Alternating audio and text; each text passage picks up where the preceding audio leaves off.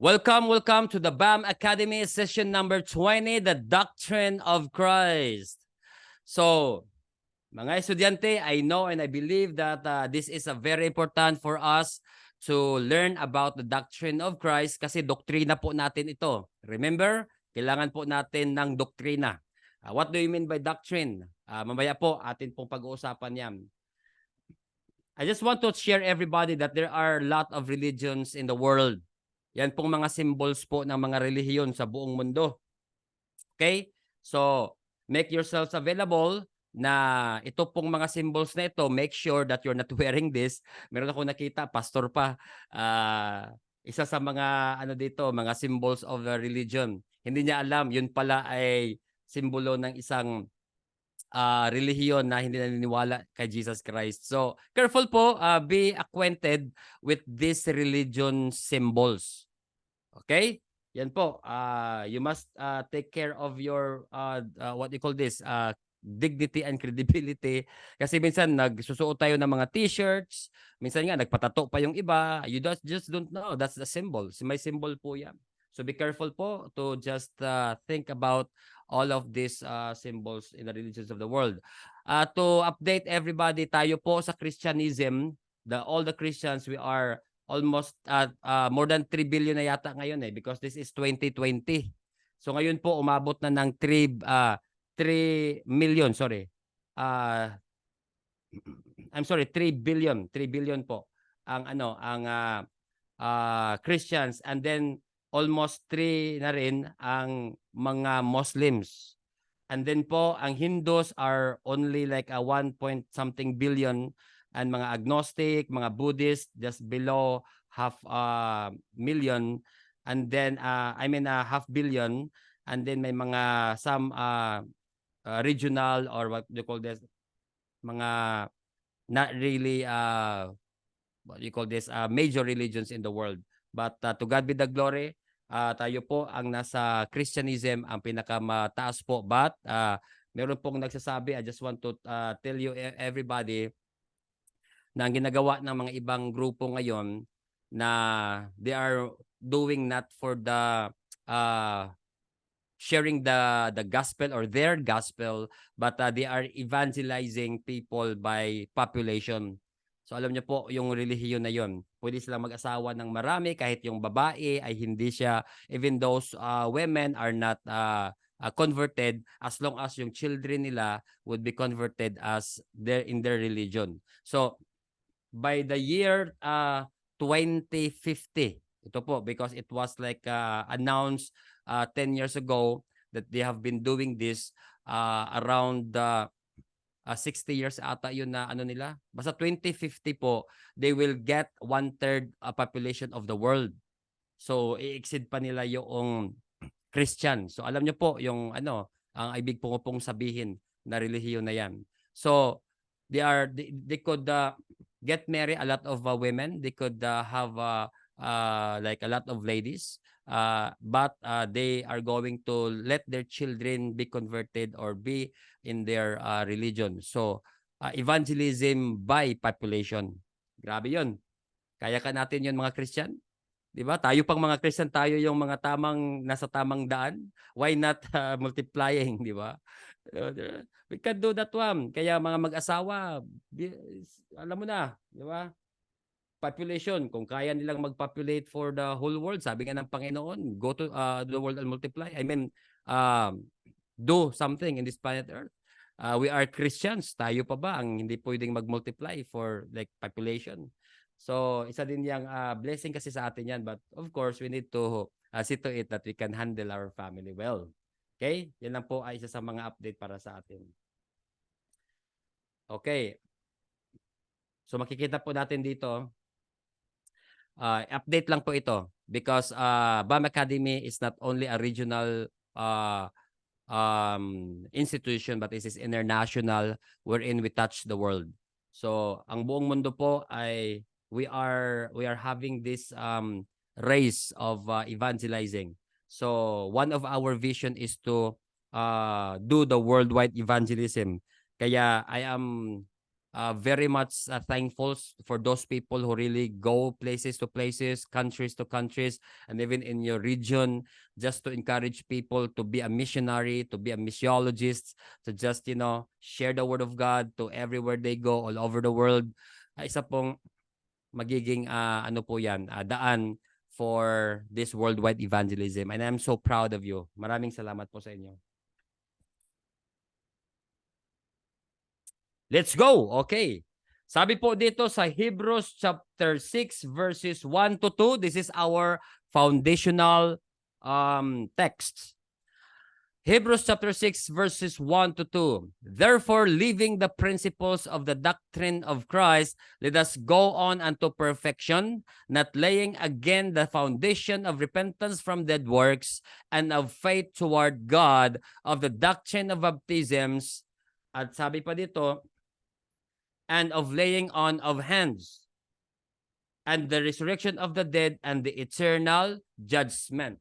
Okay. So we could see here, there are 6 fundamental doctrines. Di ba? Ito yung tinatawag nating mga principles of the doctrine of Christ.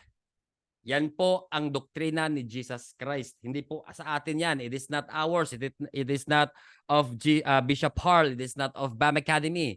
But this is of Jesus Christ. Okay. Fundamental doctrine of Christ. From the word fundamental, ano bang ibig sabihin? What does it mean, fundamental? What does fundamental mean? Fundamental means the root, di ba? Ugat po yan. So, importante na may ugat. This is very important. Fundamental means generating source. Tulad ng mga kuryente, ng battery, generating source po yan. Sa amin po, because I am 3.5 years engineering sa electronics and communication engineering. ECE po ako. Hindi ko lang natapos talaga yan. But I almost finished that course before I transfer to being a pastor. So, if you don't have a generating source, yung mga IC, mga DC, AC, mga voltage, mga current, ang pinaka-importante po ay hanapin yung generating source.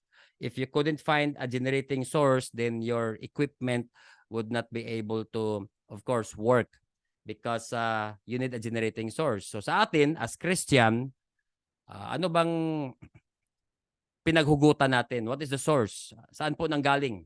Di ba? So bakit ka nag-worship? Bakit ka nagpe-praise the Lord? Bakit po kayo pupunta ng church? What is your generating source? Ano yung doktrina? Ano yung kailangan nating malaman? So fundamental means generating source. So Jesus Christ taught these basic principles as a part of our, generating source. Kung may magtatanong sa atin, meron tayong isasagot. Fundamental means a basis supporting existence. Bakit po ba tayo andito sa mundo? Why do we are being called as a Christian? So meron po tayong basis, and these are the basis. Or fundamental simply means basic. Yan. Pangalawa, kasi basic doctrine or fundamental doctrine. So what does doctrine mean? Okay, mga terminologies na ito, mga estudyante. Pakibasa, Vil, if you are able to read this one, Vil, read about this, what we call doctrine. Doctrine means a principle or position or the body of principles in a branch of knowledge or system of belief. Thank you so much. Principle, position. Ano bang position mo? Ano bang doktrina mo? In terms of faith toward God, in terms of Trinity, in terms of oneness. What's your position with this? Bishop Harl, if you are being asked by the people, could you answer this one? So what's your position, by the way? Diba?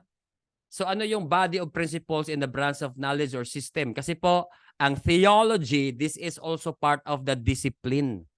Meron po tayong philosophy. We must have a philosophy. We must have the language. We must have the framework of our faith. Kung wala po yan, problema po tayo sa totoo lang. If you don't have the principle of what you're doing right now, if you don't have the position of your faith right now, problema po talaga. That's why I could not recommend. Remember this, okay? May I talk to you. I could not recommend leaders in the church that are not trained with all of this doctrine. Basic kasi ito eh, especially elders, mga leaders of the church or what we call deacons or what we call the mga ministry heads. Before nyo po sila ilagay doon sa leadership, they must know about this basic doctrine of Christ. 6 lang po ito. And after this one, if they master this, then they can go on with the meat, yung mga spiritual, yung mga correction, yung mga rebukes. Yun po. Pero ito po para sa mga bago, para sa mga gustong matuto. So, we need to understand that this is very important for you to have your position, to have a doctrine. Okay? Doktrina po ito. Doctrine means something that is taught. Ibig sabihin, if you have got your principles, you need to teach this one. You should not like just staying one side and then just don't share what you have learned. Hindi po pwede yan. Kasi a doctrine must be taught, something that is taught. Ituturo ito. So if you know something, teach. That's how we are being rewarded by God. There are so many things that we are doing in this world that would be rewarded in the time that Jesus Christ will, conduct his Bema judgment.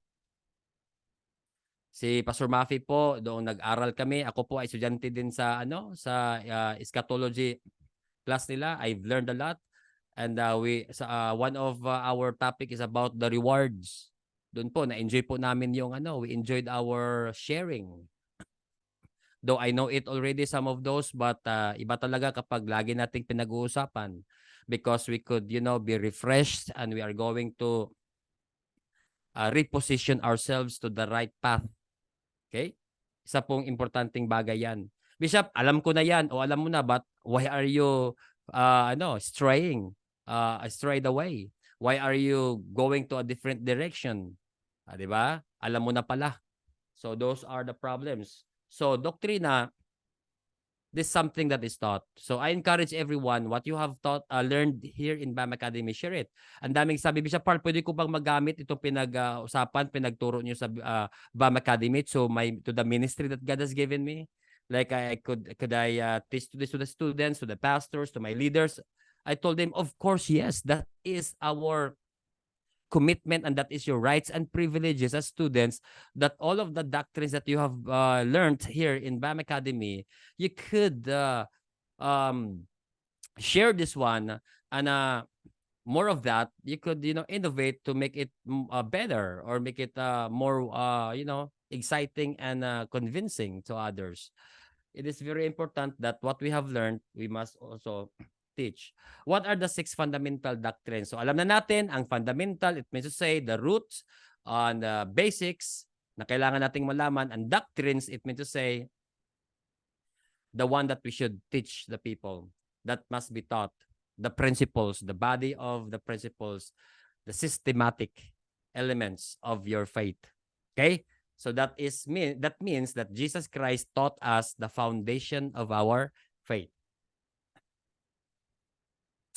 So these are the 6 fundamental doctrines. Okay? Welcome pala for those who are newcomers, yung mga leaders of the church, those who are not the students of BAM Academy. Welcome po sa BAM Academy and welcome to our learning. Repentance from dead works, yan po. Faith toward God. Baptisms, tingnan nyo, merong S po yan. Hindi lang po isang baptism, kundi may S po yan. Mamaya, you're going to know. Laying on of hands, resurrection of the dead, and eternal judgment. Number 1, the doctrine of repentance from dead works. So what is this, Bishop Harl?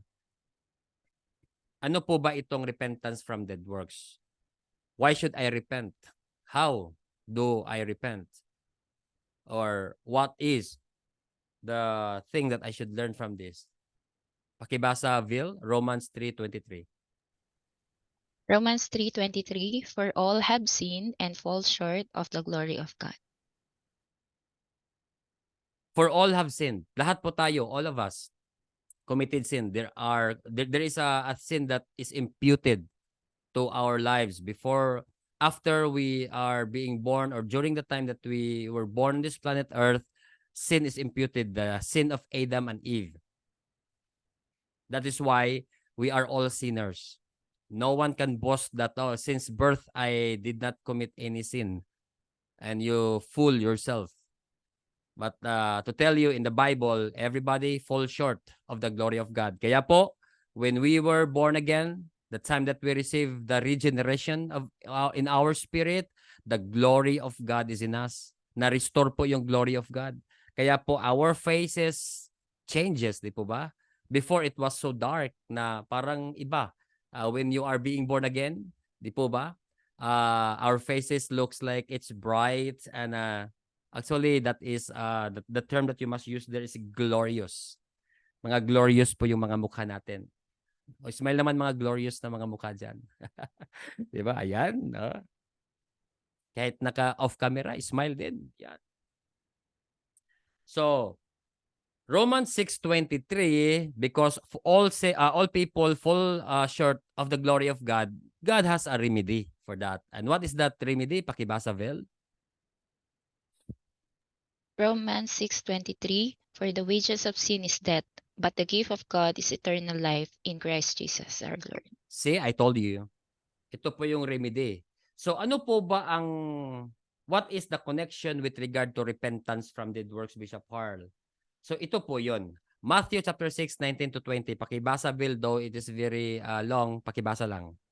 Matthew 6, verses 19 to 20, do not store up for yourselves treasure on earth, where moths and vermin destroy, and where thieves break in and steal. Verse 20, but store up for yourselves treasures in heaven, where moths and vermin do not destroy, and where thieves do not break in and steal.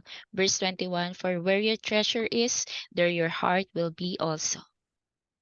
There are deeds. Ito pong i-invest natin, that you are storing up treasures for yourselves in heaven. Alam nyo po, these are all deeds, mga good works po ito. This is talking about our works on this planet Earth.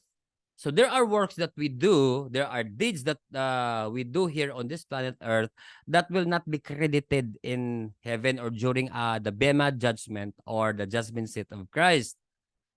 So when you were not yet born again, all of the works that you have done, though that is the world will tell you that you are a very good man, you do some donations, you help people, but those are called dead works. It means that it won't save you, it won't make any credit, kasi nga po, whatever you do before you become born again, it will not be credited as good works. That's why we need to repent from all the dead works before we become born again, and of course, after we are born again. Kasi meron po tayong ginagawa ngayon na mga dead works, yung mga wrong motivation. Mali po din yon. Those are the things that are dead works. So this passage talks about repenting from all of those works. Of course, you need to repent. So with this, there are two major or main points from this verse: the repentance and then works. So what are those things that we need to understand when we talk about this doctrine? So meron pa lang mga works na hindi po, though God will see it as good on this planet Earth, but won't credit it during the time of the judgment. For example, tatakbo po kayong bilang isang kapitan. Marami ngayon, tumatakbong kapitan, kagawad, this coming, barangay election, alam ko na. Sa Bisaya pa yan, alam ka na nakin. But that's honorable job as well. Let's redeem politics for the glory of God, di ba? Kung grabe ang corruption ngayon sa politika, then wag na nating dadagdagan. In your time, if you will win this uh, politics, then make everything at least we shared good news, we share the gospel, and we correct people there in every barangays, or even to a higher position in the government. Do it. Don't shut your mouth up, but instead share. Corruption should be eradicated. Don't you know that when you are going to learn about this repentance from dead works, there are many people that are doing like a good works tulad sa mga politics ngayon pa lang marami nang nagbibigay sa iyo. And there are Christians who are doing this, like giving donations, and telling the people, do not forget when during the election time, when they vote for you, you have got your reward already. Di po ba? But that works is not good works as stated in the Bible, that during the Bema judgment, nagbigay ka ng that is not for the glory of God, that's for your glory. That the time that the election be conducted, they are going to vote for you. So those are in the sight of man, that is good works, but in the sight of God, that won't be credited as the good works, because that is called dead works. So repent from those, Lord. I'm sorry. Instead, while you are doing that, you could convert that dead works into a good works. Though you are running for a position, but your intention is to gain listeners, kasi po maganda din po itong platform ng politics, na marami pong makikinig sa iyo. And during that time, win or lose, but your intention is to just share the gospel because people are going to listen to you, then share the word of God. Perhaps you might convert that dead works to be good works because you share the gospel. You use that position to share the gospel. So this is one of the illustrations that I'm going to share with you to be converted from dead works to good works. So meron pong mga gagawin natin, especially when we talk about our intention, what motivates you doing that way. Diba? Even we Christians, you are helping people, hindi pala for the glory of God, for your own glory pala. You're helping someone because of time will come that if you ask favor from that person, then he will give it to you. Diba? Those are dead works. You must repent from those. Nakakahiya po yun. Sa totoo lang. If you are like that, mahirap pong ganun. Na you are you are helping someone, so that time will come that you will ask favor, he couldn't say no to you. And that is called dead works, mga kapatid. But there are things that even we are sacrificing, but laboring for the glory of God, helping people, sharing the gospel, even you are so busy, even you don't cope up some itineraries, but I will tell you, still you are there to share the gospel. You're there to teach the people. By the way, it's not only sharing the gospel that is our Great Commission. Remember this. Ito po yung problema sa iba eh. Ang Great Commission daw ay yung mag-share ka lang ng gospel. Mali po yan. Ang Great Commission is written in the whole passage of Matthew 28 verses 19 to 20. So hindi lang po ang pagpipreach, andun din po din pagtiteach. It's not only preaching and teaching, andun din po yung pagbaptism. And not only baptism, andun yung po yung pag-observance. Ibig sabihin, management. Diba? Go ye therefore and teach. Ang go, yan po ang preaching. Go. Reach people. That's why we are going to share the word of God and also teach them and also baptize them. At sabi pa sa verse 20, remind them. Diba? Teach them how to observe whatsoever I have commanded you. So ibig sabihin, Hindi lang pagtuturo ng una, kundi i-follow up pa natin sila, and that has to do something with pastoral care. Kaya nga may mga churches. So our Great Commission is package po yan. Sharing the gospel, and then follow up that person, and then discipleship, and then baptism, and then putting them in a place where we can follow them up, and then let them grow. Observing. Verse 20 po yan. And God promised us that He will never leave us nor forsake us until the ends of the world. That is the package of the, what you call, Great Commission. Okay? So there are things that we do with the wrong motivation, and that would, lead you into a dead works. So repent from those. Isa po itong doktrina natin na paano na yung ginawa natin ngayon. Is this right in the sight of God? Perhaps right in your sight, but that is dead works in the sight of God. And when we face Jesus Christ, Lord, I have done good things on this planet Earth. In what principles are you following? Diba? From the dead works. Sabi nga ni Jesus Christ in John chapter 14 verse 12, if you really believe me, you must also do what I have been doing. And greater works you do this because I'm going to my Father.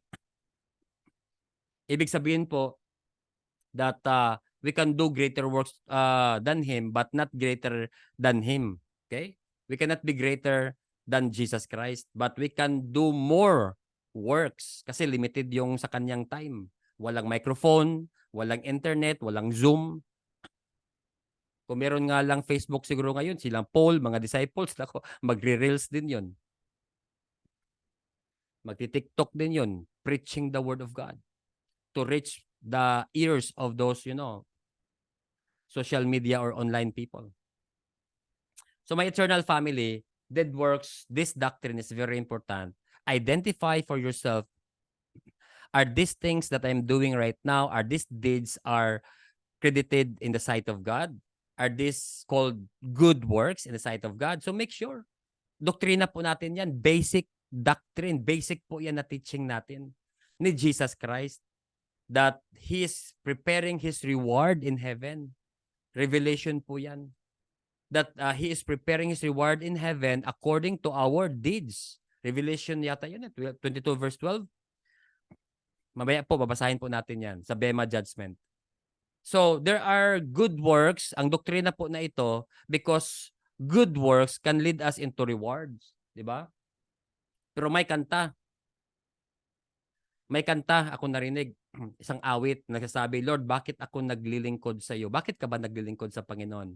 Dahil ba sa mga gantimpala na makuha natin? Is it because of the rewards? Why are you serving the Lord? Is it because you want to go to heaven? Langit ba ang dahilan? Ba't ka naglilingkod sa Panginoon? And why are you serving the Lord? Is it because of the fame? Yung bang kasikatan ba ang dahilan kung ba't ka naglilingkod? Gusto ko maging pastor, gusto ko maging bishop. Kasi ang bishop, hindi lahat ng mga pogi ay nag-aartista. Tawa-tawa yung mga pastor dito. Hindi ba totoo naman? Di po ba mga pastor, hindi lahat ng pogi ay nag-aartista. Tama po ba mga pastor? Gusto ko marinig yung boses natin. Am I right? Not all handsome. Iba po. Amen. Ito din po pulis. Pulis din. Oh, nagising tuloy kayo. Diba? Totoo yun. Not all handsome guys, went to be a celebrity. Some of those became pastor, became bishop. Hallelujah. Amen. Smile ang mga pastor ngayon. Oh. So we must repent from those dead works, and also go on with the good works. And those good works are the things that Jesus Christ has been doing. Preaching, discipleship training, feeding the hungry.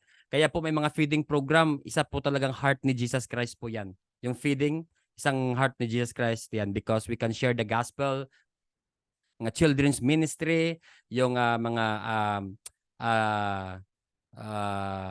handling or taking care of the orphans. Yun, that is the heart of the Lord. Yung mga widows, yung mga wala ng mga partner sa buhay, taking care of them kasi iba talaga yung mga ganon. They need help. Okay na yun. Doctrine number 2, faith toward God. Ito po, medyo technical ito. So, faith toward God. Ano po ba yung pananampalataya natin sa ating Diyos? Do you have the right principle? Do you have the teachings? Do you have the language or the body of or the systematic explanation of your faith toward God? Who is your God, by the way? And how would you define your God? And what is the power of your God? Is my God the same with your God? Yan ang mga tanong. That's why the Bible talks us in Hebrews chapter 6 verses 1 to 2, our foundational verse today, that these are the basic doctrines. We need to go through with this or to run through with this because this is our basic, teaching. So faith toward God, Hebrews chapter 11 verse 6, pakibasa Vel. Hebrews 11 verse 6, but without faith it is impossible to please him. For he that cometh to God must believe that he is, and that he is a rewarded of them that diligently seek him. Grabe ito.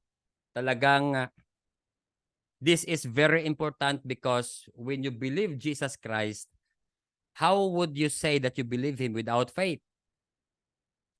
And to tell you that faith cometh by hearing. Tama po ba? Romans 10:17.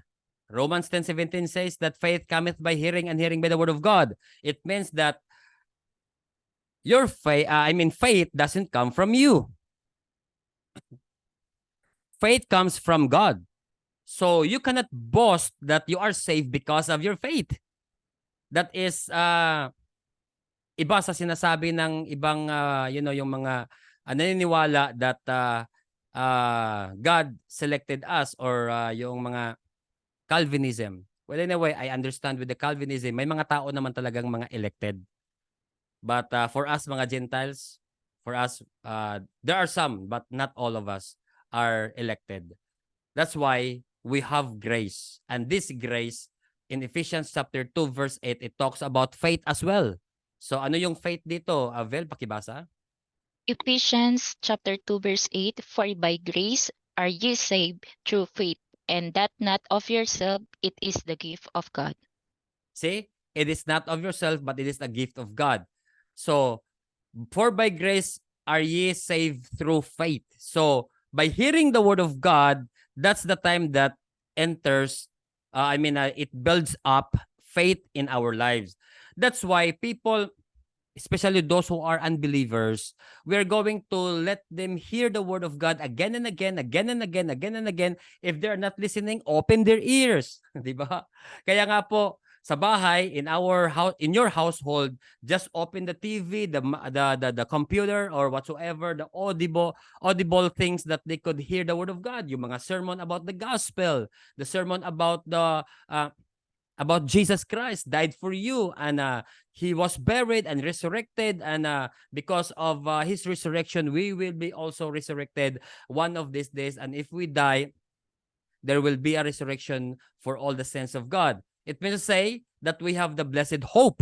We have the pag-asa na hinihintay po natin. Hindi po tayo mamamatay hanggang habang buhay, kundi mabubuhay din po tayo.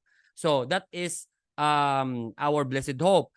But it won't be established in our lives until we have faith in God. That's why ang Diyos po ay nagbigay sa atin ng faith, and this is very, very important as foundational truth that we should know that faith is very important. It is an evidence that will make us a saved person.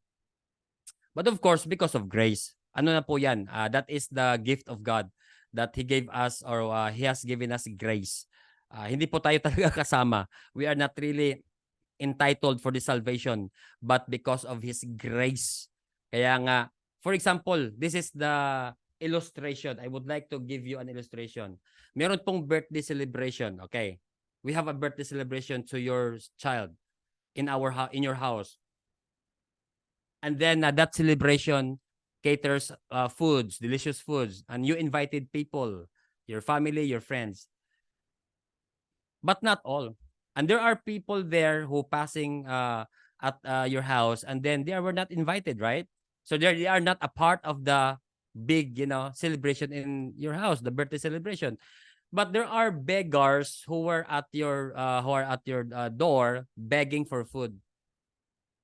And then here comes you got mercy on them. So you have grace. You gave grace to them. Naawa kayo sa kanila. That's why you give them food. Okay, sige, parang gutom yata kayo. They are not a part, these beggars, these hungry people, they are not a part of the celebration yet. You got mercy on them. That's why you give food as a way of your grace, 'di ba? Naawa kayo. So that's also the illustration that God has given us His grace. Naawa ang Diyos sa atin. He has given us this love that is unconditional. So because of this, God has given us this privilege to be a part of the salvation. That's why grace nga lang tayo, many people abused. That's why Paul told us, do not abuse. Because our God, if you only know our God, minsan po, or most of us, see our God as very merciful. Of course, He is so merciful God. He is very generous. But don't you know, He is also a judge. He is a jealous God. Learn from the Old Testament who our God is or was. And even this time, He was and is to come. He never changes. Diba? He is Jehovah. It means never changing God. That's the meaning of Jehovah. And don't you know that when you know about our God, then you are going to be more faithful in the ministry. Hindi po ninyo aabusaran. You will never abuse what you have got right now. Salvation.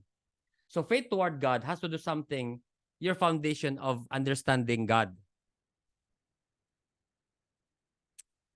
We have our student who are oneness, for those who are Trinitarian, but you cannot find that in the Bible.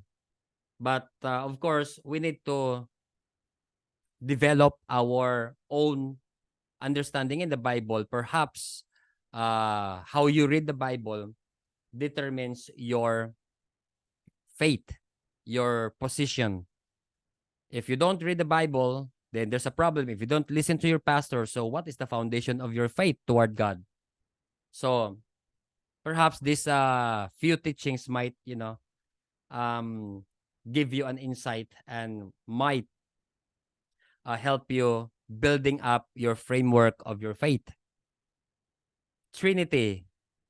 You could tell yourself you are Trinitarian, but it's better to say the triunity or the triune God. We are monotheists, okay? Monotheism. We believe in one God. We are not polytheism that believes, a lot of God. And the pillars of Trinity. In Isaiah chapter 43 verse 10, no God before and after. So, Vel, pakibasa. Isaiah 43 verse 10, You are my witnesses, says the Lord, and my servant whom I have chosen, that you may know and believe me, and understand that I am He. Before me there was no God formed, nor shall there be after me. I am the Lord, and besides me there is no Savior. Today, this is more of a doctrine, so prepare yourself because this is doctrinal and basic na naman po ito. So, you are my witnesses. And here it says, before me, there was no God formed. So, that God that Isaiah heard is the same God that we have right now. No God before me. Isaiah 44 verse 6. Pakibasa, Vil. Isaiah 44 verse 6, Thus says the Lord, the King of Israel and his Redeemer, the Lord of hosts, I am the first and I am the last. Besides me, there is no God. See? Is it sound familiar to you? The first and the last? So sino kaya ang nagsabi nito? Who speak or who spoke this word or statement, the first and the last? Besides me, there is no God. Sounds familiar po ba? During the time of Isaiah? Let's see. Isaiah 45 verse 21. Pakibasa, Vel. Isaiah 45 verse 21. Tell ye and bring them near, yea, let them take counsel together. Who hath declared this from ancient time? Who hath told it from that time? Have not I the Lord? And there is no God else beside me. A just God and a Savior. There is none beside me. See? A God and a Savior. So Isaiah really saw and heard God, these words.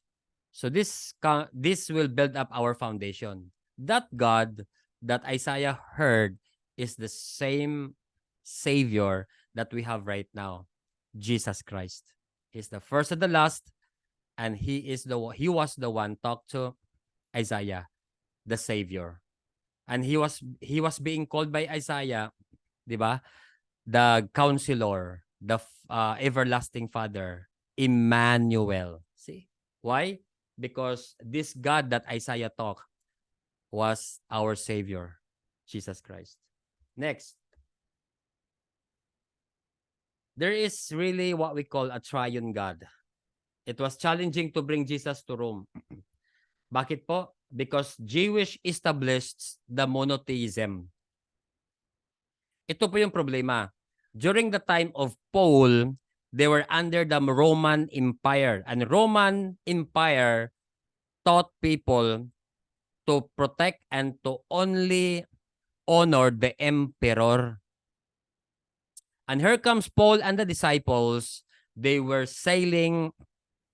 They were going and doing the journey as a missionary to really share the word of God. And here comes them to the, emperor and telling them that we have got the family. Everybody is equal in the sight of God. That is against the teaching of the Roman Empire. Kaya challenging po. Before the Jewish tradition, they told the people that there is only one God. And the emperor of Rome and the Roman Empire colonized the Israelites. And then they thought that it is only one God. Am I right? Yahweh. Okay, only one God. But don't you know that during that time, when Paul started his missionary journey and the disciples and the early Christians, they were offering that Jesus Christ also, forgave someone. Jesus Christ claimed to be like God. And the Holy Spirit as well is God. So there are already three gods. So that creates what we call the triunity of God. So it was very challenging because it changes the system of the Jewish people.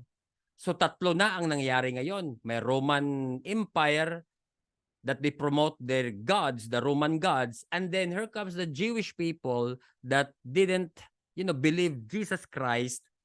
And then here comes the early Christians that promotes the triunity of God. So challenging po yun sa mga early Christians to show that one. And they said that God establishes family and everyone is equal, whatever you rank. Nako, ang mga emperor niyan, mga regional, leaders, mga governors, they won't allow that to happen because the Roman Empire nga di ba? Systematic po yan. Political po yan. Even not only political, but also systematic or what we call organized. Yan po ay tinatawag na kingdom. If you talk about kingdom or empire, system po yan. Meron po yung mga flow of leadership. And here comes the disciples telling them, we are all equal in the sight of God, they are not going to accept it. So it breaks the system of the Roman Empire and even the Jewish tradition. So Christianism, really, this breaks the mindset, broke the mindset of the Roman Empire and the Jewish tradition. So when we look at the early Christian in the Acts of the Apostles, patay, di ba? Except kay John the Beloved. Di ba? Except kay John the Beloved, lahat po yon nako, patay po. O gusto mo pang mag-apostoles.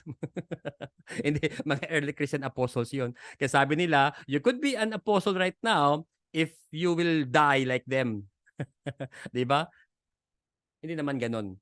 Meron tayong natawag na ecclesiastical apostles or the fivefold ministers. Read your Bible. There are apostles after the first 12 apostles. They laid the foundations, but we implement that foundations. We are the one who are now sharing. This another topic is about the fivefold ministry. So the triune God, when we talk about the faith, our faith toward God, we need to understand that there is a triune God. Okay? Si James White po, maganda po yung sinabi niya, within the one being God, there exist eternally three co-equal and co-eternal persons. So sa page 26 po, though it is a reformed theology, ano po ito sa soteriology niya na topic, meron pong yung Calvinism na side, pero I'm going to tell you, maganda po yung pagka-explain niya doon po sa the Triunity God. If you could find this one, then read it as a part of your reference. Now let us look at the deity of the Godhead family. When I talk about Godhead family, I'm talking about the triunity or the triune God with their deity. Ano po bang nature nila, character and attributes? Kailangan po nating malaman yan. Yung Papa, the Father, He is God. Okay. So the deity of God, the Father as God. 1 Peter chapter 1 verse 2, pakibasa, Bill. 1 Peter chapter 1 verse 2, elect according to the foreknowledge of God the Father, through sanctification of the Spirit, unto obedience and sprinkling of the blood of Jesus Christ. Grace unto you and peace be multiplied. So clear po dito na separate talaga ang person na yan, that the foreknowledge of God the Father and the sprinkling of the blood of Jesus Christ. Separate identity. If you study that one, ang numeric function po niyan ay ano po, iba po ang ibig sabihin niyan. So different person, separate person, ang Father and the Son. So Jesus, the Father is called God here, the foreknowledge of God the Father.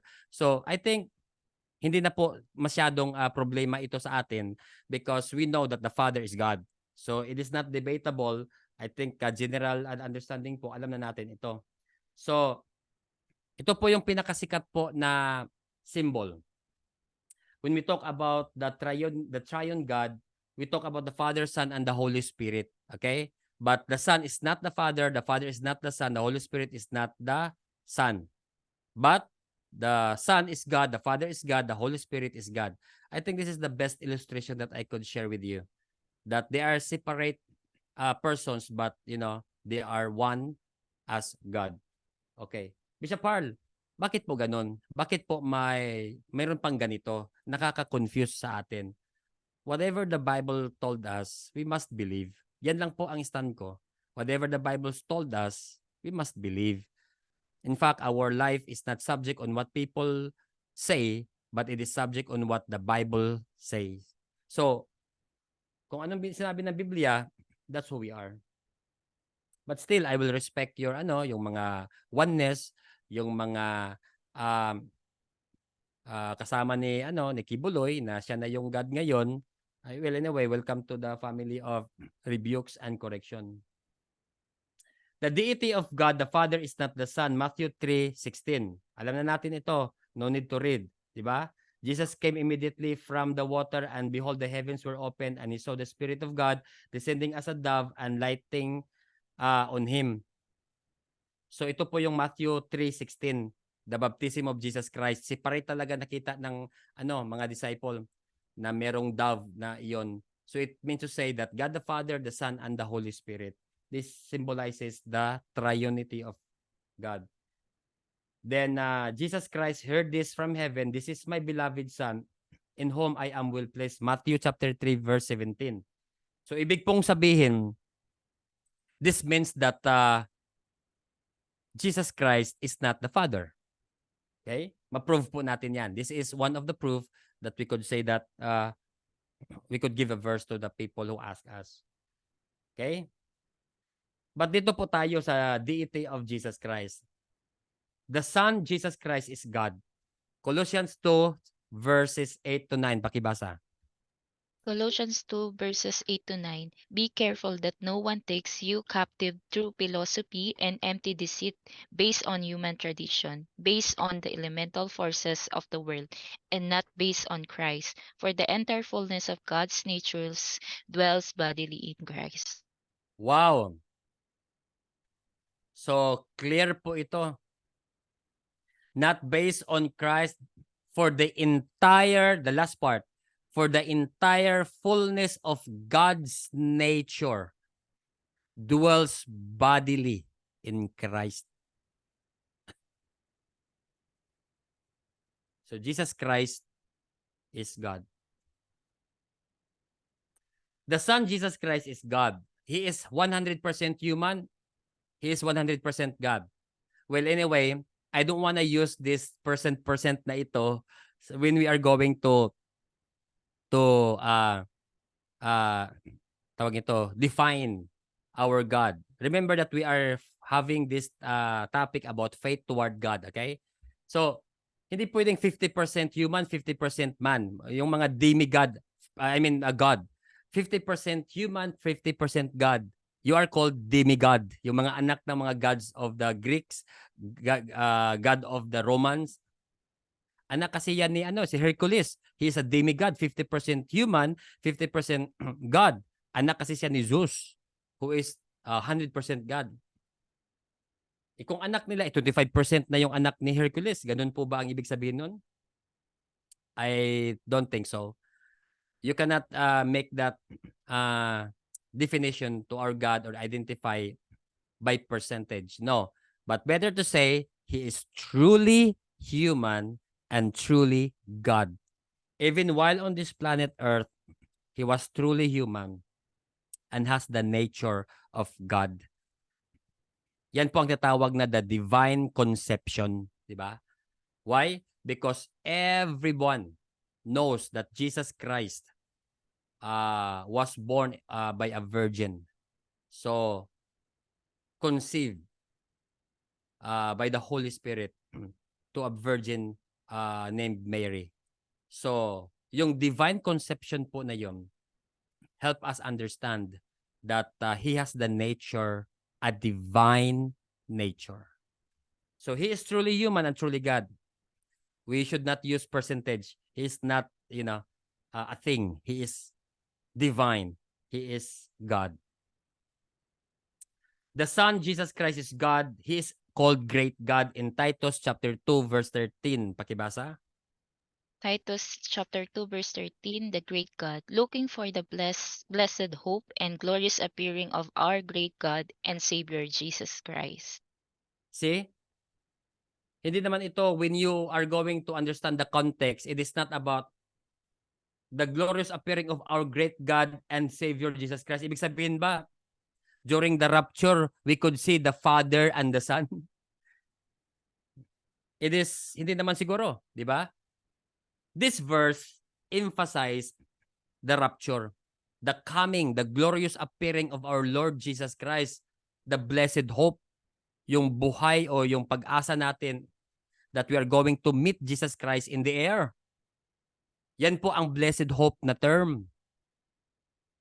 So, I told people, marami pong nagtatanong sa akin, leaders na po siya ng church, Bishop Harl, ano po bang mauuna? Yung rapture o yung blessed hope? Sabi ko, pareho lang yan. Yung rapture, yan na yung blessed hope natin na hinihintay natin. We as the church, we as the ecclesia, His body. So Titus defined Jesus Christ as great God and Savior. Isang tao lang po yan. The grammatical context there means one person. Defines only one person. Next, 2 Peter chapter 1 verse 1. He is God, Theo, and Savior. Pakibasa. 2 Peter verse 1, chapter 1, verse 1. Simon Peter, a bondservant and apostle of Jesus Christ, to those who have received a faith of the same kind as ours, by the righteousness of our God and Savior Jesus Christ. Same context din po ito. That by the righteousness of our God and Savior Jesus Christ. Ang context po niyan, Jesus is God. Read your Bible. Find some concordance, find some, Hebrew Bible, and even yung Greek Bible na tinatawag nating anong tawag nung sa Greek Bible? Sige nga. SIP, ano yun? SIP, ano yun? Septuagint. Septuagint. Yan. Gusto ko marinig yung niyo, boses nyo. Baka natulog na kayo dyan. Septuagint. Find some, versions of the Bible and read about it. Ang context po talaga nito is one person, defining one person, Jesus Christ. He is the righteous of our God and Savior. By the righteousness of our God and Savior. Okay. The deity of God, the Son, Jesus Christ, is God. He declared His eternal deity. Di ba? Sige nga, pakibasa nga, Vil. John, ako na lang. Before Abraham was, I am. John chapter 8, verse 58. O di ba? Totoo ba talagang si Jesus Christ ay tao? Tao naman talaga siya. Pero He has also the nature of God. John 8:58, He declared His eternal deity. Before Abraham was, I am. Ibig sabihin, He was there before the foundation of the world. The Son, Jesus Christ, is God. He declared His eternal deity. Pakibasa, Revelation 22, verses 12 to 13. Revelation 22, verse 12 to 13, our Lord Jesus Christ said, "Look, I am coming soon. My reward is with me, and I will give to each person according to what they have done. I am the Alpha and the Omega, the first and the last, the beginning and the end." See? Does it sound familiar to you? I am the beginning and the last, and the end, the first and the last. Di po ba nasabi yan ni Isaiah? Am I right? That God told Isaiah, I am the first and the last. Hanapin natin yon. Saan ba yon? Okay, hanapin natin yon. Ayan. Isaiah 44 verse 6. Thus the Lord, the King of Israel and the Redeemer, the Lord of hosts, I am the first and I am the last. Besides me, sabi ng Diyos, there is no God. Kung besides me, there is no God, I am the first and the last, and Jesus Christ used that one. Dito, sa Revelation 22 verse 12, Jesus Christ said, look, I am coming. So, He is the same person who talked to Isaiah. Am I right?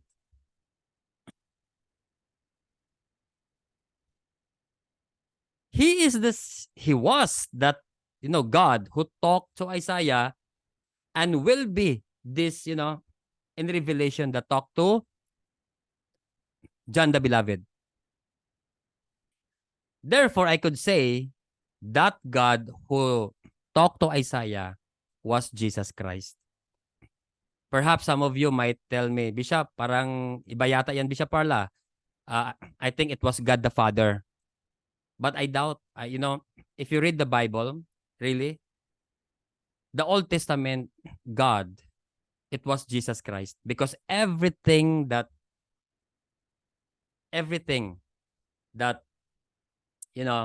has made was for Jesus Christ. By Him, for Him, and through Him. That's why in the Old Testament, who talked to Moses, who wrestled with Jacob, in a burning bush, it was Jesus Christ. That's why he said to himself, I am, I will send myself to you. I am the first and the last, and the beginning and the end. Kaya po, why was it that Jesus Christ died for you and for me? Because He created you by His hands. God the Father provided everything. Ito po yung sa creation. God the Father provided everything, elements. But Jesus Christ formed us by His hands.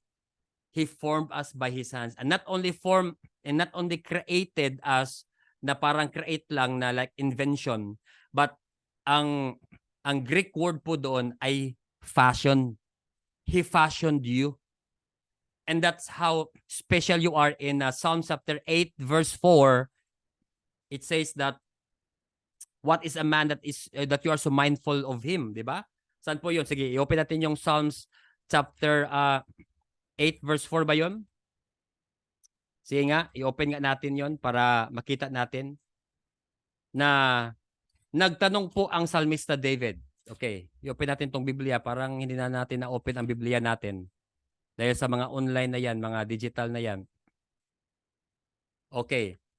Psalm chapter 8 verse 4. Saan ba yun dito? Ayan. What is a man that you are so mindful of him, and the son of man that you visited him? See? It's in the Bible.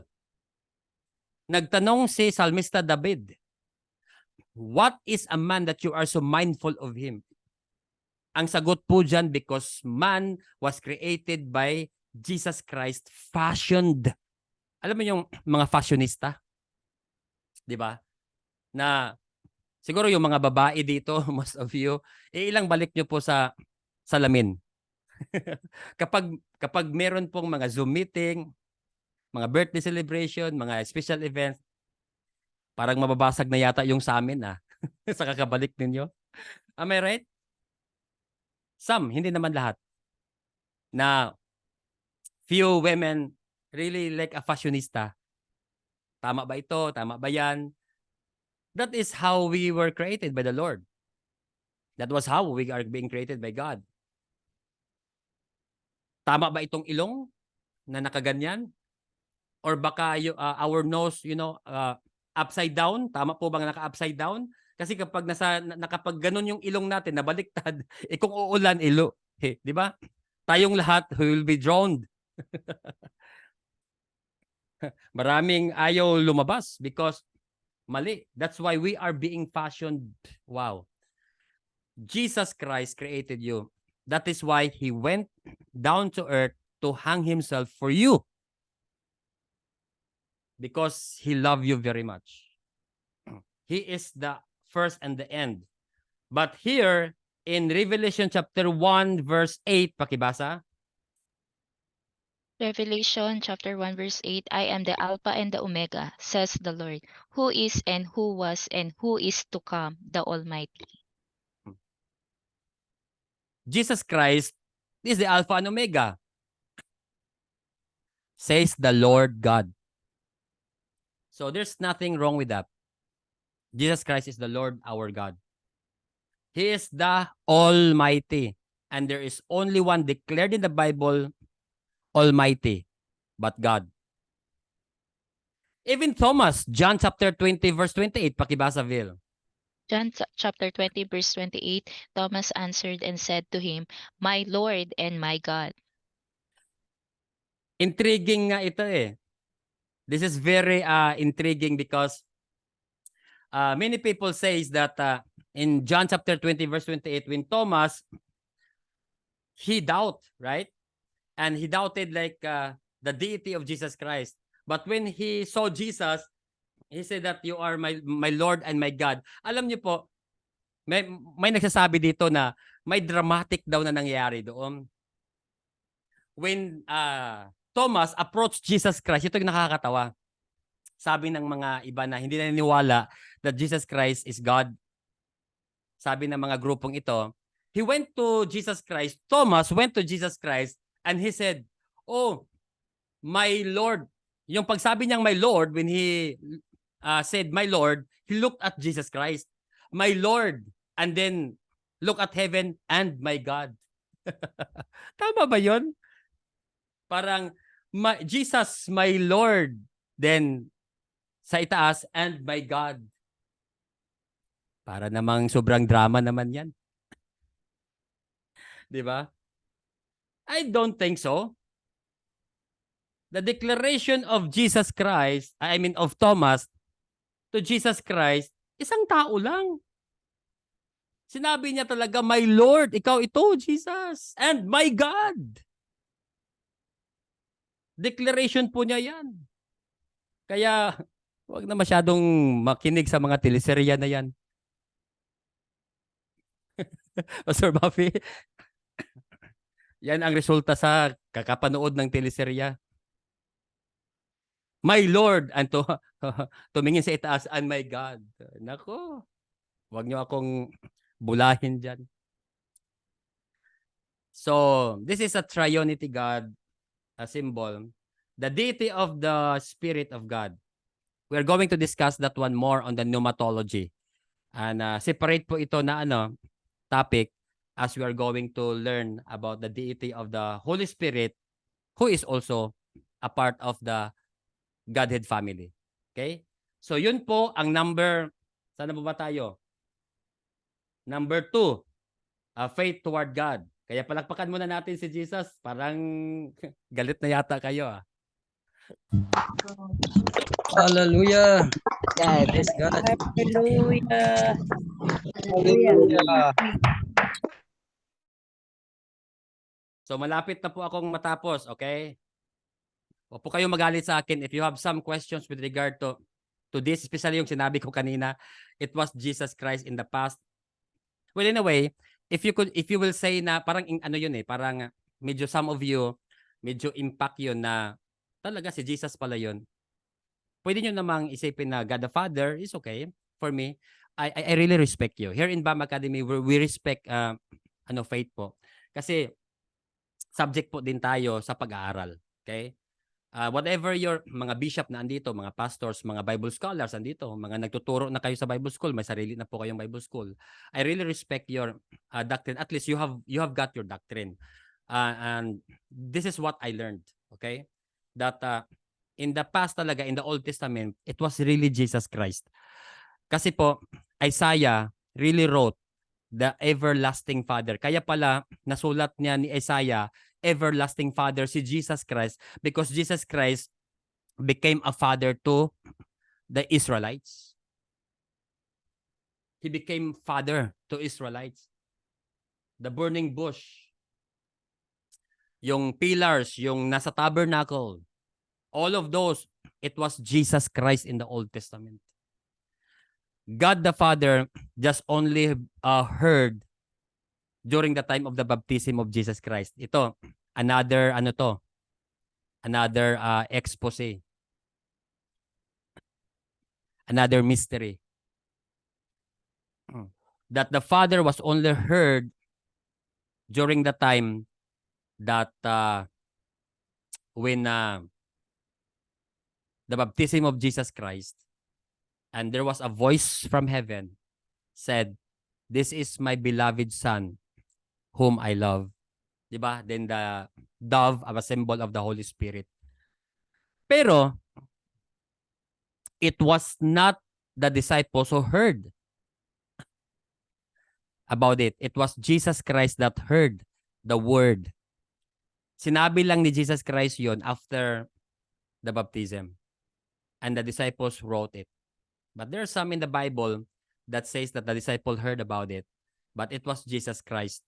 To really being consistent that no one heard and even seen the Father. But to Jesus Christ, nakita na. And even in the Old Testament, yun ang magiging kontrobersya na talaga si Jesus Christ talaga yon. Well, anyway, your pastor will define it to you. Ano ba talaga yung Old Testament? But it was really Jesus Christ who wrestled with Jacob. It was Jesus Christ who talked to Abraham and to Lot during the Sodom and Gomorrah. Because the Old Testament He said, I am who I am. And that same word was used by Jesus Christ that tells us he is, or I am that I am. Okay. And if you ask that question to me, I could give you more explanation to that. And again, I tell you, this is very important doctrine that we need to know.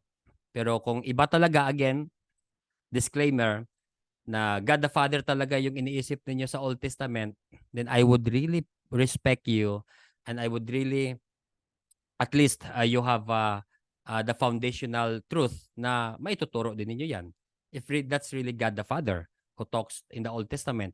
But when you heard about Elohim, when you heard about let us, that is the triunity God. It's not only the Father. For example, the Genesis 1:26, let us make man in our own image. It's not the Father, but it's the triunity God, the Father, Son, and the Holy Spirit that created, because it is plural in form.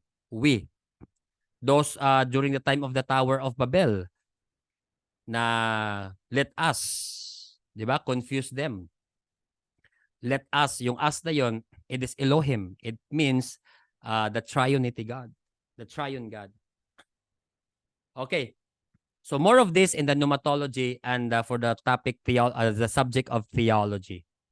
So that is number 2. Number 2, faith toward God. At least you define your faith, and I would love to hear from you defining your faith. Ask your pastor, ask your mentor for more details about this, and whatever they tell you, please support them and protect them. Your pastor is, of course, we must protect our pastor. God has given them to us so that we are able to protect them and honor them. Okay, mabilisan lang. The doctrine of baptisms. May S po yan dahil meron pong 3 baptism. Okay. Baptisms during the regeneration, baptisms during the water, and Holy Ghost and fire. Naturo ko na po ito many times. Let me review it to you. During the regeneration, the baptizer is the Holy Spirit. Okay? Baptizer po natin ay Holy Spirit. Titus chapter 3 verses 4 to 7. Wag na lang basahin. Pero ito pong meron pong washing of regeneration. And that has something to do with water, di ba? So ibig pong sabihin, sa soteriology po, paki-review na lang yung sa soteriology, na-explain ko po doon ang regeneration. Meron po tayong available na sa email ninyo. We are going to send all the previous recording, especially soteriology. I talked there about the regeneration, kung ano pong nangyari while you were born again. So, anong nangyari sa yung spirit natin na patay, paano binuhay, paano na-quicken, baptismo, ano yung verses. So, find yourself comfortable watching again the soteriology class session. Water baptism po, tao po ang baptizer natin. Again, the first baptism, the regeneration, Holy Spirit po yan, the quickening, ang quicken po yan, baptismo, you are wrapped by the Holy Spirit. Water po yan. Word of God and the renewal of the Holy Spirit.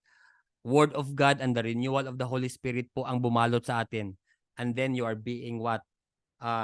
Ipinanganak ka ng Holy Spirit like a woman give birth to a child. And then water baptism, man, alam na natin yan, Matthew 28 verse 19, go ye therefore and teach all nations, baptizing, part of our mandate. Baptizing means to say, you're going to baptize that person. Okay. So, sino po ba ang baptizer, Bishop Harl? Ano po ba ang qualification ng baptizer? Of course, yung taong go ye therefore and teach all nation. Hindi yung, pwede po bang antiko na unbeliever? No, cannot. A baptizer must be, I encourage na must be your mentor, yung nagturo sa iyo, yung nag-lead sa inyo. Especially those who mentor you or discipled you. So, kasi po, go ye therefore and teach all nations. Itong mga taong ito, these people, they must baptize. So ang qualification, yung go ye therefore and teach all nations. Those people na humayo, yung mga taong nagpipreach, yung mga taong nagtiteach, the qualification of a baptizer must be a person who preach and who teach and who go. Bishop, nakatunganga lang bishop sa bahay. Ha, hindi yan. Ha, wag ipabaptize yan. Oh. Those person who really does the mandate of God. Okay? Yan ang qualification ng baptizer. Number 3 baptisms is the Holy Ghost with fire. Jesus Christ po yan. Matthew chapter 3, verse 11, sabi ni John the Baptist, I indeed baptize you with water unto repentance, but he that cometh after me is mightier than I, whose shoes I am not worthy to bear. He shall baptize you with the Holy Ghost and with fire. So meron pong special ano po dito, teaching natin with regard to baptizing a person with the Holy Ghost and fire, and the baptizer is Jesus Christ. Okay?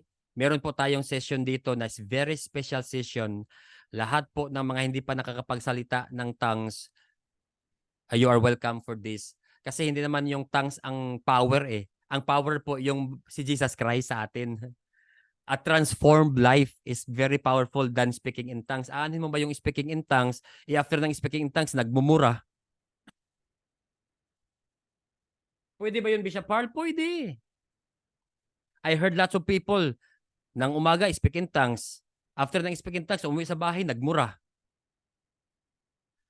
The transformed life is more powerful than anything else.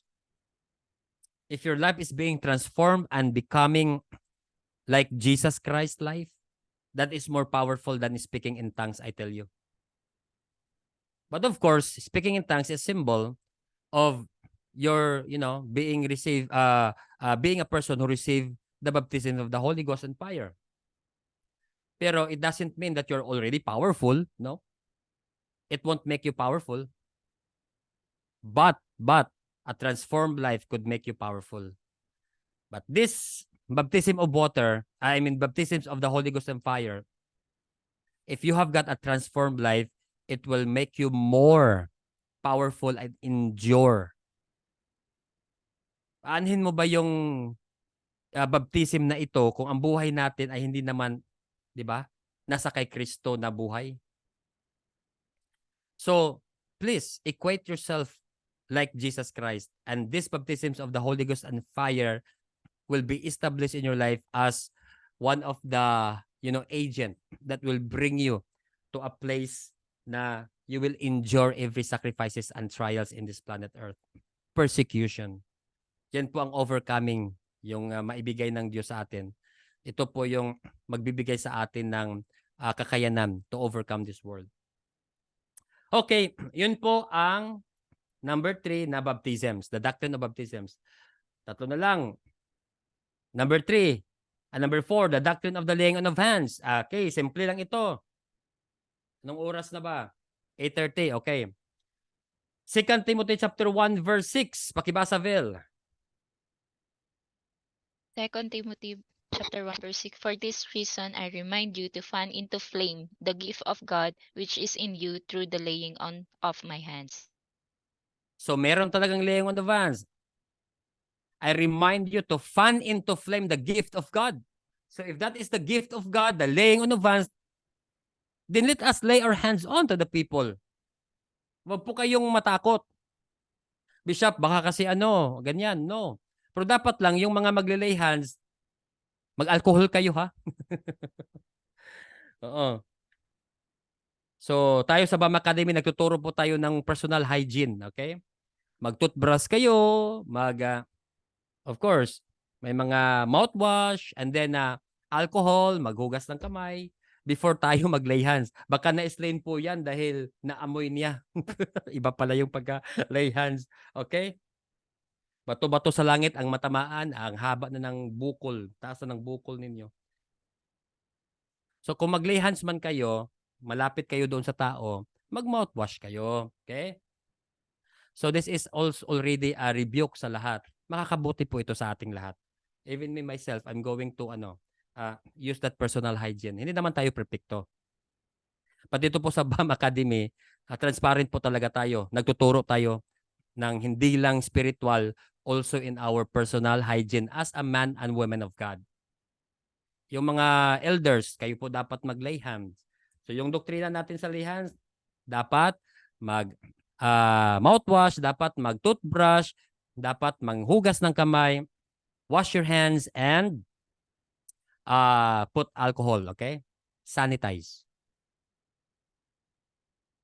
Why do we lay our hands? Okay, ito po yon. Ano pong rason ba tayo nag-lay hands? Number 1, for healing. Marami po sa Biblia yan, healing. Okay, this is very quick. Hindi ko na lang sa inyo. Pero sa healing po, for example, if anyone among you who are sick, go to your elders and allow the elders to lay hands on you. Diba? Biblical yan. Number 2, for blessing. Ito po yung rason bakit po tayo nag-lay hands. For blessing. In the Old Testament, when Abraham blessed his children, lay hands po yun. Every time may blessing po, nagle-lay hands tayo. Impartation. Diba? Spiritual gift po ito. Impartation nga itong verse na ito eh. Diba? Fan into flame, which is in you through the laying on of hands. See? So itong impartation po, mga spiritual gift ito. Marunong siyang mag-preach. Marunong siyang mag-share ng word. Meron siyang spiritual gift na ganito, ganyan. Pwede po ma-impart sa'yo yan if you desire by the laying on of hands. Bishop Harl, pwede po yung boses, ma-impart po din yung boses. Marami nagpipray ba? Okay. Can you please pray for me? You have a very wonderful voice. And anointed kang mag-lead ng praise and worship. Wow. Can you lay hands on me and impart to me your beautiful voice? Alam niyo po, siguro ang daming beses ko na po ako personal po nagpalayhan sa asawa ko na maganda yung boses. Until now po hindi pa rin maganda yung boses ko. Sorry. Pastor Maffy, magpalayhan tayo sa asawa natin. Wala namang nangyari. Oh. So yung mga magpalihans-lihans na yan because you want the impartation of the beautiful voice of that. Hindi po. Talent talaga yan. Kaya pag hindi talaga gumanda yung boses mo, find your place. Baka doon ka sa ushering o sa cooking. Oh. For those who are pastors, tama na yung pagsinungaling natin ha. Enough of lying. Di ba, Pastor Ates? Oh. Kumanta, nasa pulpito, bagong convert, pinakanta mo, and then that person ask you, is it good? Is my voice okay for, is it wonderful already, Pastor? Ang pastor naman, you don't want to be, that a child of yours, that youth, be offended. Nagsinungaling. Okay na. You're a good leader, worship leader. Is my voice good? You are anointed worship leader. Ibig sabihin, hindi maganda talaga yung voice mo. You could lead without, singing. Pwede naman eh. You could lead worship without singing. Di ba? Saan ibabalik? Paano yan, yung mga ad-lib, pwede yun. Kahit na hindi ka na magkanta. Kaya ito pong impartation na ito, wag na po kayong maniwala. Kung impartation sa boses man lang, ako po how many times, I don't know kay Pastor Maffy. Walang nangyari. Ito po ay spiritual gift. So lay hands on them, yung healing, yung mga giftings na binigay ng Diyos sa iyo spiritually, that could be imparted. Knowledge, yan po. Pwede pong ma-impart yan. Wisdom, pwede po yan. Number 4, for ordination, setting apart for the ministry. Yung maging pastor, sina Paul and Barnabas po, before sila sinent ng Church of the Antioch, the elders and the fivefold ministry there laid their hands on them before they were being sent for a mission. Kaya, may ordination po sa pagka-bishop, kailangan pong i-lay hands. For commissioning, yung may gustong humayo, Kaya nga po yung mga magba-Bible study, please honor your pastor. Puntahan niyo yung pastor, magpa-anoint kayo ng oil, magpa-lay hands kayo for commissioning. Pastor, mamaya po mag-Bible study ako sa parents ko. Then pray, let your pastor lay her hands on you. Para po commissioning po yan eh. Going to a mission. Unbeliever. Pumunta kayo sa unbeliever. Pastor, bishop, the elder, pupunta po ako doon sa classmate ko, mag-share po ako ng message. Can you lay your hands on me and pray? Commissioning po yan, especially when you talk about mission. Unbeliever ang pupuntahan ninyo. May mission kayong gagawin. Magpa-lay hands kayo sa bishop ninyo, sa pastor ninyo. Huwag talagang i-bypass ito. There is something in honoring our, man and women of God to lay hands on you for commissioning. Basically, why do we lay our hands? This is our doctrine. The laying on of hands, of course. Sorry, hindi ko pa lang nalagay yung mga verses, pero kayo na lang po ang maghanap nito. Marami po yan sa Biblia. For healing, for blessing, for impartation, for ordination, for commissioning. Bishop, kailangan bang may oil? Much better po. I would recommend oil talaga dapat. Especially sa commissioning, ordination, and healing. Yan. Pero sa blessing, okay nang wala. And impartation, okay nang wala yan. Pero sa healing, if possible, mga elders, mga pastors, mayroon kayong daladalang anointing oil. You must bring all the time the anointing oil. Yan po. Okay, so number 5. Okay, ito po, the doctrine of the resurrection of the dead. I will not take long of this because this is a part of the eschatology. And our professor, Reverend Barcelon, is very good in this venue, the resurrection of the dead as a part of eschatology. Of course, Acts 24:15, ito po yung isa sa mga merong dalawang mangyayaring resurrection, will be the resurrection of the righteous and the wicked. Okay. And then, unang-una na mangyayari during sa resurrection of the righteous, tayo, the church, the believers. 1 Thessalonians chapter 4, verse 16. Pakibasa, Vel. 1 Thessalonians chapter 4 verse 16, for the Lord himself will descend from heaven with a shout, with the voice of the archangel, and with the trumpet of God, and the dead in Christ will rise first. Ang sa huli, sinabi dyan, it says that in Christ, the dead in Christ will rise first. So, there will be the resurrection of the righteous, pero dalawa po yan. Yung dead in Christ first, yung mga namatay na, nawala na sila yung unang ma-resurrect. And then, tayong mga buhay pa, if Jesus Christ will come while you are still alive, you will be, a change into incorruptible body. By the way, why there is a rapture? There is a rapture because every time may punishment ang Diyos sa buong mundo, every time God cast a punishment to the people, meron talagang rescue operation, di ba? During the flood, there is a Noah. There was an ark of Noah, di po ba? Meron pong rescue operation. During the Sodom and Gomorrah, though wala talagang naniwala doon, but Jesus Christ gave them a chance, di po ba? Jesus Christ gave them a chance to repent. Kasi po, kung meron lang sana doon, ma-rescue sila eh. And marami pa sa Biblia that God, whenever God cast a punishment to a certain group of people or a nation, there is always a rescue operation. During the time of the Nineveh, di po ba? Talagang pinardon ng Panginoon yun. There was a punishment already for that, a judgment already of Nineveh. But, the king of Nineveh asked an appeal from the Lord. And then, they fasted, prayed and fasted. Chaos ang nangyari doon. Umiyakan ng mga bata, ng mga animals, lahat ng mga livestock na doon. Chaos po yun kasi fasting yun.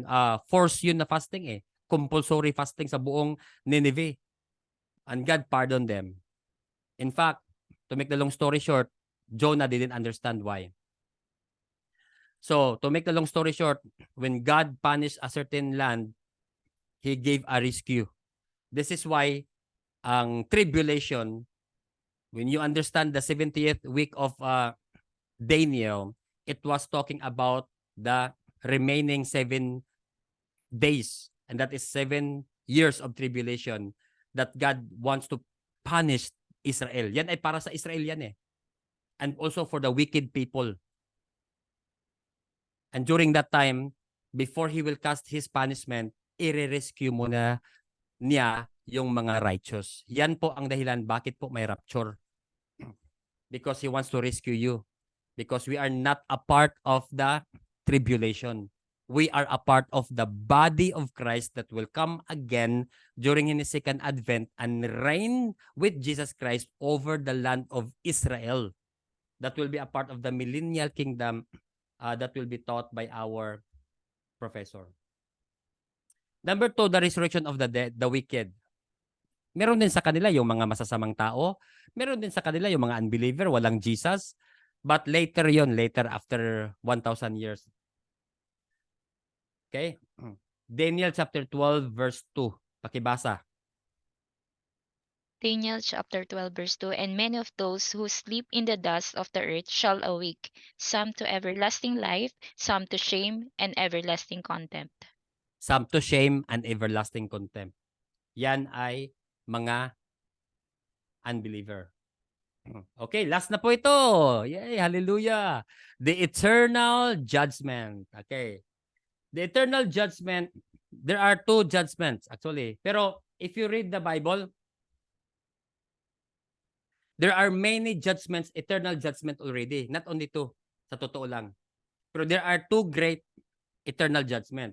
But there were already judgment eternally.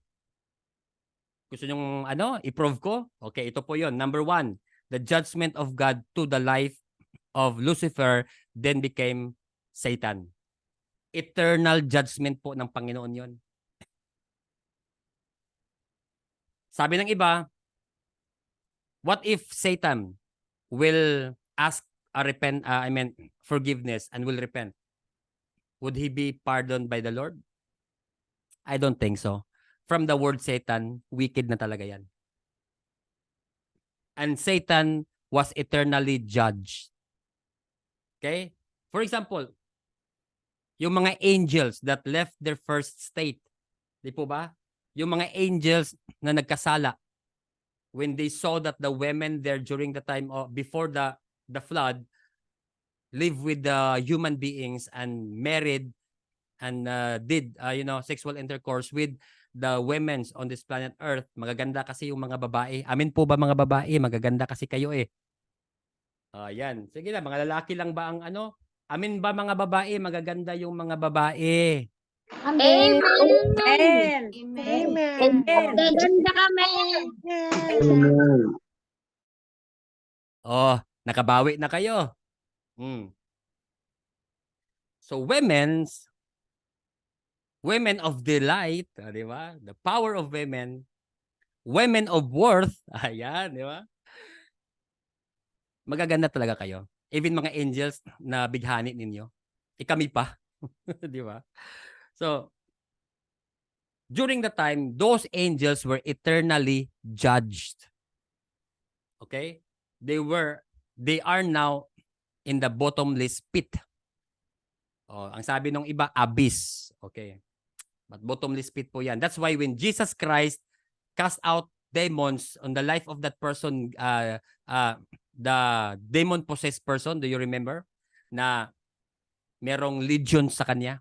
And those demons, the legions, asked Jesus Christ not to cast them to the bottomless pit, but instead to the swines or to the pigs, di ba? Kaya sa mga baboy, kaya bawal kumain ng baboy.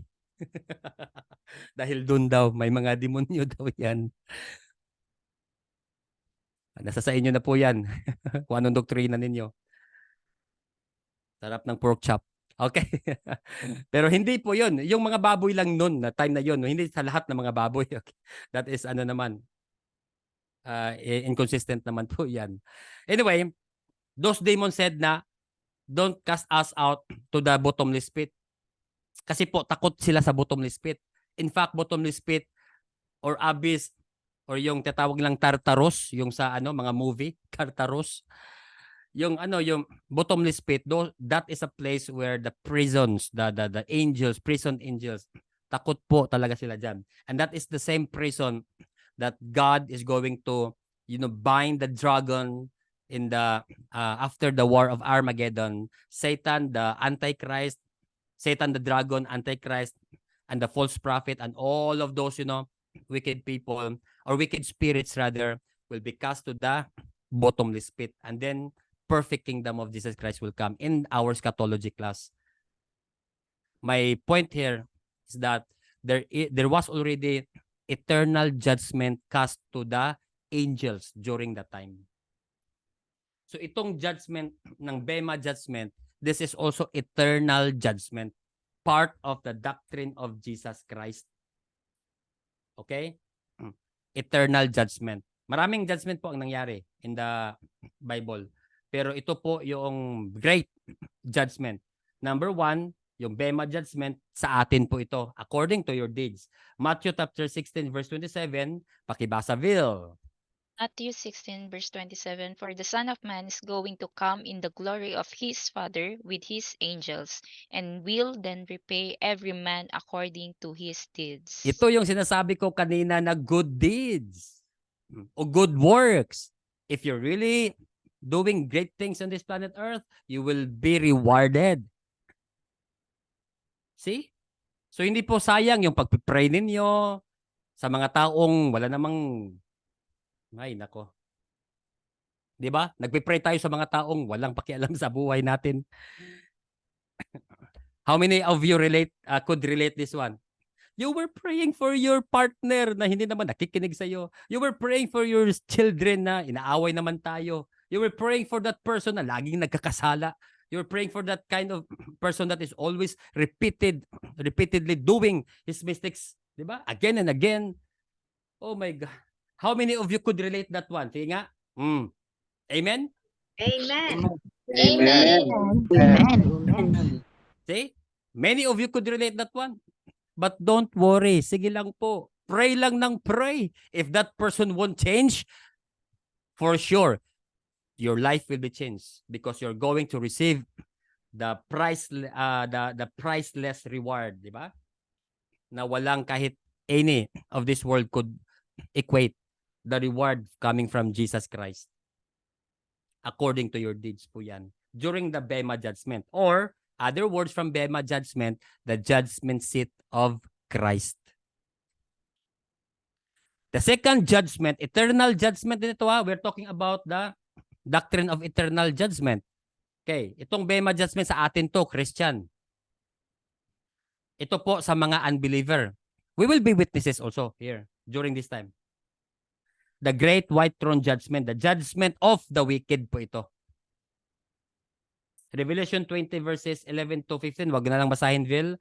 But sabi ni John the Beloved, then I saw a great white throne and him who sat upon it. So dito po ang God the Father, he is sitting on the throne. And then Jesus Christ as the Lamb, he has the right to open the book of life, yung seal. Only the Lamb. Si Jesus Christ po, ang pangalan po niya sa langit, Word, and that symbolizes as a lamb. Ito po. And then, yung mga ma-judge po dito, parang last slide ko na pala ito. Vil, pakibasa lang ito, last verse. Revelation chapter 20 verse 11 to 15. And the sea gave up the dead which were in it, and death and Hades gave up the dead which were in them, and they were judged, every one of them according to their deeds. Then death and Hades were thrown into the lake of fire. This is the second death, the lake of fire. And if anyone's name was not found written in the book of life, he was thrown into the lake of fire. Advice ko sa inyo, wag kayong pumunta dito. Lake of fire. So, consistent tayo. Ang Hades and death and Hades were thrown into the lake of fire. So, iba talaga ang impyerno, ang hell, at saka yung lake of fire. So, ang destination, final destination of the wicked people is not the hell. but to the lake of fire. So a bigger ano po ito? A bigger or a wider ano po ito? Place, area. And then I tell you, yung hell po, I believe it's under this planet Earth. I believe spiritually. But this lake of fire is outside the planet Earth. Okay. Meron po tayong pagtuturo dyan sa eschatology. So yan po ang the judgment of the eternal judgment of the doctrine. Mga kapatid, to God be all the glory. The doctrine of Christ, though kukunti lang po yung naturo ko sa inyo ngayong araw na ito for almost 2 hours, repentance from dead works, faith toward God, baptisms, laying on of hands, the resurrection of the dead, eternal judgment. Alam ko po yung your cellphone right there, kahit naka-data, ubos na ang data. Some of you, mainit na sa tenga. Some of you are really, trying to recharge your phone. I praise the Lord for your commitment and for your loyalty and faithfulness to really learn the Word of God. Because indeed, you have done great things in the kingdom of God. Palakpakan po natin si Jesus Christ, mga kapatid. Amen. Hallelujah. Praise the Lord.